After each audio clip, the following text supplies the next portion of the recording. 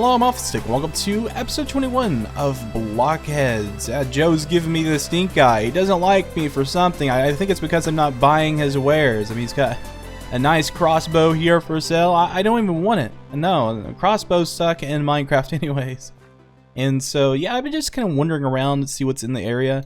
As you can see, I don't have an elytra on. I had died on my Twitch live stream yesterday. Pigman pushed me off. Oh, that would happen. But funny enough, I died before that. Man, I love the float. Like, it's so nice. Especially if you're... Oh, okay, alright. Oh, okay, alright. I knew that was gonna happen. See, look, I can't go anywhere without dying. And within the same day, even before that, I kind of jumped off the Enderman farm without realizing I only had one rocket. So I'm slowly descending to my death. Might as well just make it happen faster. So this makes me contemplate going into a state of death prevention because I can't die 3 times in one day and clear my inventory 3 times. Like, it has been a grind. But thankfully there is something that makes the grind a little bit easier for us now. Frank, he is not back, but there is a Frank V2. He offers a better deal. We're getting 1 mending book per emeralds and book, which is absolutely glorious. I mean, look at my armor set. I'm pretty much all geared back. I don't really mind doing the whole enchantments process. It's just getting that stupid mending book and spending 18 emeralds. That's just whack. Why would anyone do that? Because you could just take a villager, cure them from a zombie conversion, because on hards, thankfully there is a 100% chance that they will convert to a zombie. And you can reconvert them back into a villager. If you didn't know that, I'm sure you did. A lot of people in the community know. But if you cure a villager or a zombie villager, then he will lower his trades. And I done it 2 times to get that trade. It was super awesome. I think it was like 32 emeralds for his original trade. I'm just so glad. Like, we really needed that. So I'm going to go over to the end. We have this data pack on the server known as Dragon Drops. And I can get an elytra from the dragon. So, dragon fights. So here's a pro tip when fighting the dragon. Even if you have full protection armor, do not, I repeat, do not try to hit one of the end crystals with your hands thinking it's not going to kill you, because it will. I just died. The update we didn't know we needed. A new dragon fight, because this one is so boring. It's actually pretty easy. It's a waiting game. That's all it is. You're just kind of waiting around for it to land. Did you drop the elytra by chance? Not in the end portal. Don't tell me I gotta do that again. Is there an elytra anywhere? Did I grab it? Please.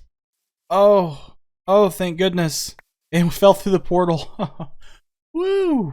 Came back to the spawn chunks. I knew something was gonna happen here that was good for me. Hey, no, this is mine. This is all mine. This time I get my revenge, because this baby zombie over at the perimeter, yeah, he really messed me up, and that's the reason I couldn't get my gear last time. You know Kung Fu. How about pork chop? Was that really the first time I ever eaten a pork chop on BlockHeads? That's interesting. I just found the stack and smelled it up, but yeah, it's a fun data pack. Anyways, when it comes to the tower, some changes have been made, and I'd like to go through those. Now that we're back to our regular selves, got our elytra and all that stuff back. Looks like some snow has fallen onto the tower, and it looks nice. I didn't realize it was that high up. But we're going to fly back real quick, and maybe we can despawn any mobs that are inside the tower, because I don't think I lit it up. And I really need to get around to that. But let's kind of fly back in. Hopefully there's not going to be a creeper in here waiting on me. I'm going to kind of just take a look. But yeah, I kind of went with just like a standard guard tower. Just got like a sitting area. This might be used to store food or something. I would like to do some more intricacies. Maybe bring in like a living quarters so that maybe a few guards could be on shift and be interchanging as the night goes on. And then just more like supplies, maybe in like a little armory. It's going to be kind of hard to fit it all into this space, but I think we can make it happen just for like a watchtower. But nothing really has occurred up here except for some banner placements. If I were to just toggle my perspective, you could see it up there. There is one down there as well on the joint. So that's kind of neat. I think it looks good. It matches my shield. I'm part of the castle. What can I say?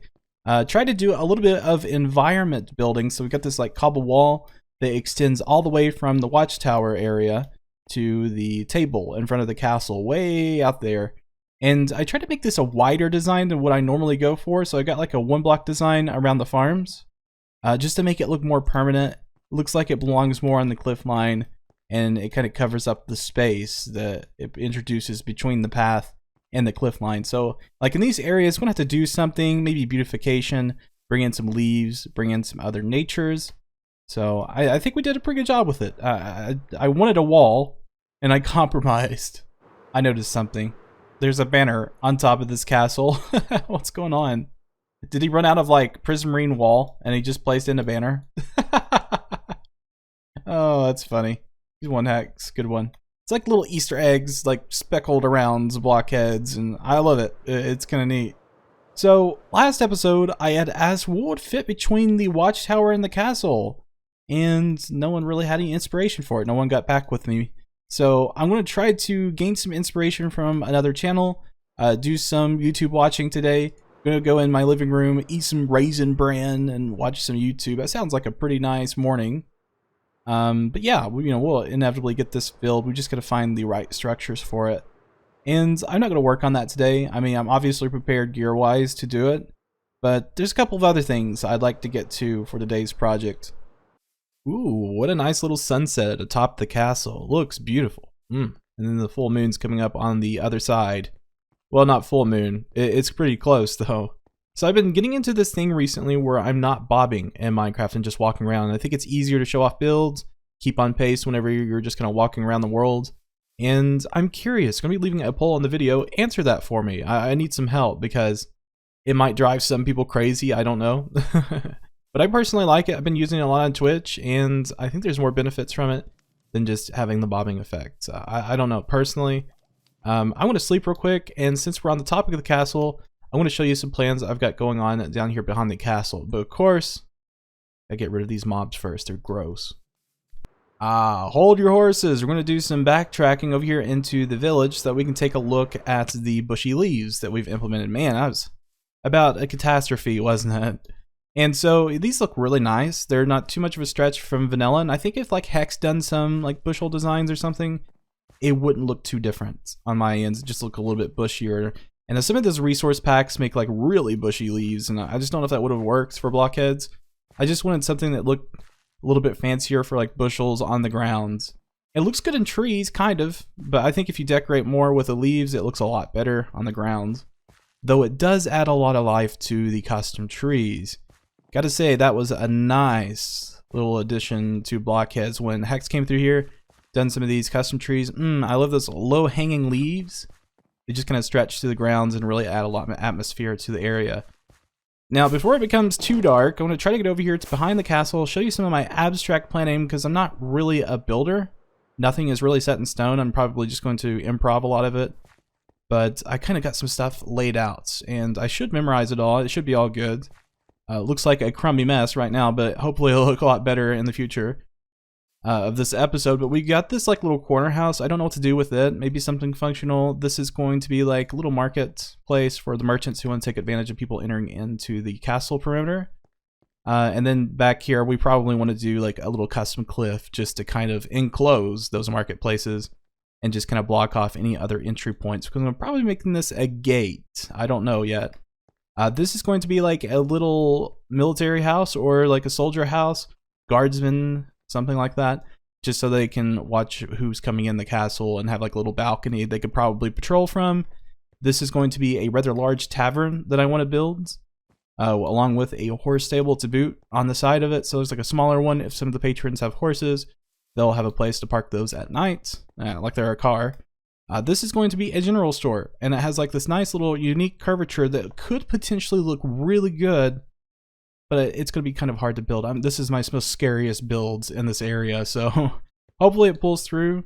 Then that's going to continue on behind the castle, and which I'm hoping we can implement an access point back here somewhere, because it's not really needing a lot of defense. I mean, it's like a really huge cliff. There's no way no invading army could really get up there.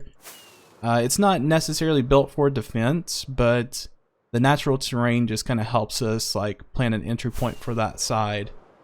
And I might have to do a little bit of terraforming to have one that access point. Might have to go a little bit further up, do like a road terraforming piece in the future, but a lot to really consider, and I just want to focus on this area the most, just getting some life in this. And oh, there's plenty of life. Look at that. Undead life. As weird as that is to say. So I'm going to gather up some materials and maybe we can get to work on this stuff. I might do some projects through a time lapse, might do some through clip and editing. So to begin chipping away at this town project, I thought starting with the corner house that you see on the left hand side as you come in would be the best project to start with. And I think I've officially decided this is going to be the stable master's home, where he provides services between the stables. You know, of course, the tavern one and the one right here before you come into this little town area.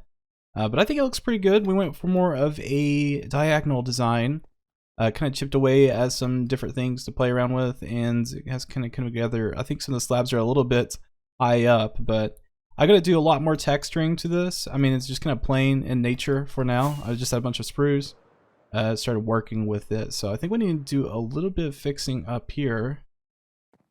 Maybe do like a slab there, just kind of make this look a little bit beefier. Let's try putting in another one there, and let's do this. That way, just it has a little bit more meat to it, and it looks right from down below. It looks much better, except for that one. And I might need to implement a chimney, maybe like a big rectangle chimney rather than just like a perfect square one. I think it'd go really well with this design. I've still got to do a lot of texturing on that. And I got the frame up for the guard's house, which I think this is going to be more of a balcony, like an Overwatch balcony.